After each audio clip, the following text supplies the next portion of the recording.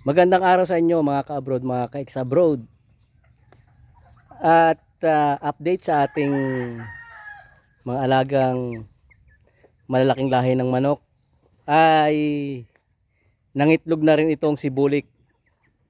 Kasi yung una nangitlog ay itong si Puti. Tapos meron na siyang 16 na itlog. Ang gagawin natin, mukhang hindi siya maglilimlim o hindi siya magpipisa na kanya itlog. So ang gagawin natin, lilipat natin kasi mayroon akong dalawang native na inahin na nagsisimula pa lang lumimlim sa panahong ito. So isa sa mga yun ang lalagyan natin ng itlog. Ipapa-adapt natin yung itlog nitong si Puti. Tapos yung itlog na tatanggalin natin doon sa isang native ay ilalagay natin doon sa isa pang native para hindi naman masayang kasi wala naman tayong incubator. So ganun na lang gagawin natin. And yun nga, nangingitlog na rin itong ating si Bulik. Ayan. Mayroon na siya 4 na itlog. Tingnan natin. Ang gaganda ng mga itlog niya. And dito ang mga alaga nating pato wala pa. Wala pang pag-asa mangitlog yata ito. Pero ang lalaki na nila yun. So meron, dadagdagan yung alaga natin. No? Mayroon tayong dalawang 45 days na sisiw. Napanalunan natin sa ano yon, sa repa yung first number sa loteng. And ito yung itlog ng ating si Bulik. Ayan, ang gaganda oh. 4 na piraso na. And hopefully marami rin siyang iitlog at pagka hindi rin siya lilimlim ay ililipat din natin doon sa isang native na makakatapat niya yung cycle ng paglilimlim. So tara, let's ilipat na natin yung itlog ni Puti. Meron na tayong lalagyan ng itlog and kunin na natin sa kanyang pugad, which is andito. Ang daming itlog, ang dami ring ipot. Sorry. Bagay, kapag sanay ka sa mga trabahong bukid, baliwala sa atin yung mga ipot na yan. Ito, yung itlog ni Puti. So bilangin natin. 1, 2, 3, 4, 5, 6, 7, 8, 9, 10, 11, 12, 13, 14, 15, 16. Ayan, ang dami. 16. Hopefully lahat ito ay mapipisa.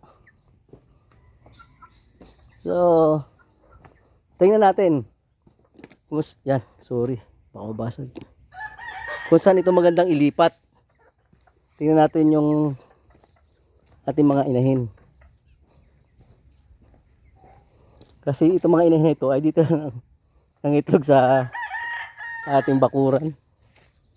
Hindi pa kasi naayos yung mga paitlogan lang. Gagawa pa ako ng magandang bahay manok. Ito, mukhang magaling din mag-alaga itong inahin ito. Ayan. And mas madali siguro dito ilipat. Mas malaki pati itong pugad na ito kaysa dito sa isang inahin natin. Nandito yung isa na ating inahin. Pagka isang araw ay lilinisin natin lahat itong mga paligid ng ating net, itong sa loob ng net. Ito yung isa. Ayan. So mas mahirap itong tanggalin. Tinatanggalin. So gagawin natin, lagyan ko ito ng pabigat para hindi matanggal. Yan. Okay. Doon na lang natin lalagay sa isa. So ayan mga kabrod, mga kaeksabrod, tinanggal muna natin yung inahin. At mamaya ipapalit natin dito yung itlog. Mamaya tatanggalin natin, papalitan natin. Pandami rin oh. Ilan ba itong itlog na ito? 2. Mamaya. 4.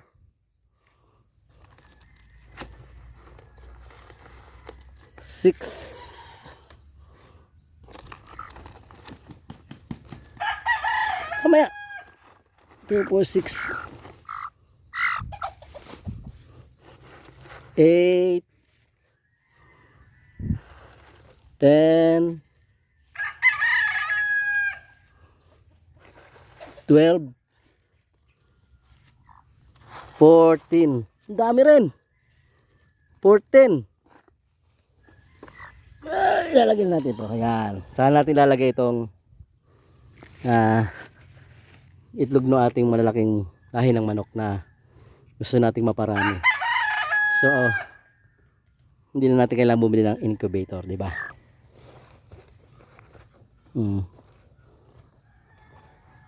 Pero ito muna, lagyan muna natin ng ano to, sapin. Dami itlog. So ayan na nga mga kabrod, mga kaeksabrod, nalipat na natin yung itlog na ating malalaking lahi ng manok dito sa native na itlog, and ilalagay natin yung inahin.